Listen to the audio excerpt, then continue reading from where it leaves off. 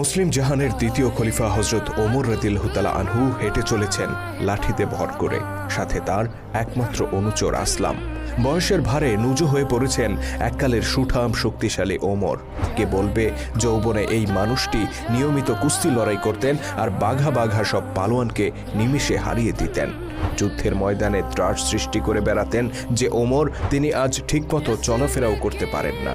তথাপি অতি বৃদ্ধ বয়সে লাঠিতে ভর করে মাঝে মধ্যেই তিনি বেরিয়ে পড়তেন নিজের চোখে মানুষের হাল হাকিকত দেখার জন্য, কখনো দিনের আলোতে, কখনো বা রাতের অন্ধকারে। তেমনই একদিনের ঘটনা। হাঁটতে হাঁটতে মদিনা শহর থেকে বেশ দূরে একটি গ্রামে পৌঁছে যান ওমর রাদিয়াল্লাহু তাআলা আনহু। সেখানে একটি বাড়িতে উনুনের পাশে একজন নারীকে দেখতে পান তিনি।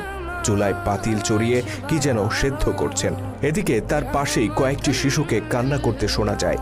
মহিলাটি কান্নারত শিশুদেরকে বারবার সান্ত্বনা দিয়ে বলছেন, এই তো আর একটু সবুর করো, খাবার প্রায় হয়ে এসেছে। কৌতূহলী ওমর অনুমতি নিয়ে মহিলাটির কাছে যান আর জিজ্ঞেস করেন বাচ্চাগুলো কেন কান্না করছে। ওই নারী হজরত ওমর রাদিয়াল্লাহু তাআলা আনহুকে আগে কখনো দেখেননি, যে কারণে তিনি মুসলিম জাহানের খলিফাকে চিনতে পারেন না। আগন্তুকের কৌতূহল দেখে তিনি বেশ বিরক্ত হন এবং বলেন, শিশুগুলো ক্ষুধায় কান্না করছে।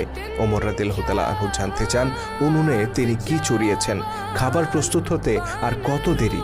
মহিলাটি আরো বেশি বিরক্ত হয়ে বলেন, পাতিলে কিছুই নেই, শুধু পানি চড়িয়ে রেখেছি।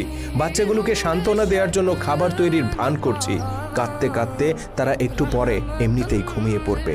অতঃপর অতি দুঃখের সাথে নারীটি জানান তার ঘরে কোনো খাবার নেই। তিনি নিজের এই দুরবস্থার কারণে খলিফা ওমরকে দায়ী করেন আর বলেন, নিশ্চয়ই এর জন্য আল্লাহর দরবারে ওমরকে জবাব দিতে হবে। তিনি জানতেন না তার সামনেই দাঁড়িয়ে আছেন খলিফা ওমর রাদিয়াল্লাহু তাআলা আনহু।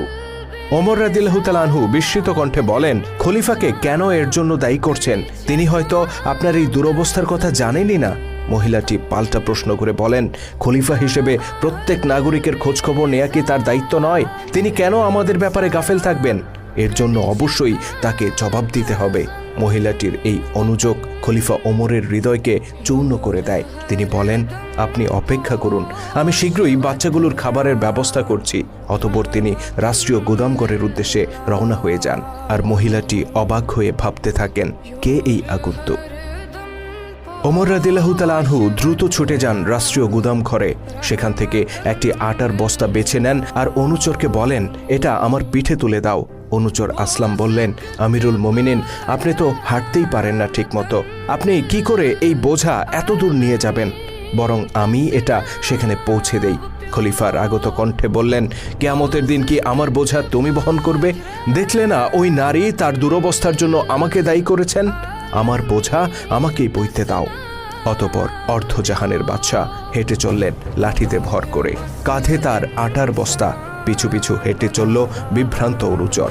এভাবে দীর্ঘ পথ হেঁটে প্রকৃতিতে যখন অন্ধকার নেমে এলো, তখন তারা পৌঁছলেন সেই বাড়িতে। তিনি নিজ হাতে আটা বের করলেন আর উনুনে জাল দিয়ে খাবার প্রস্তুত করে দিলেন।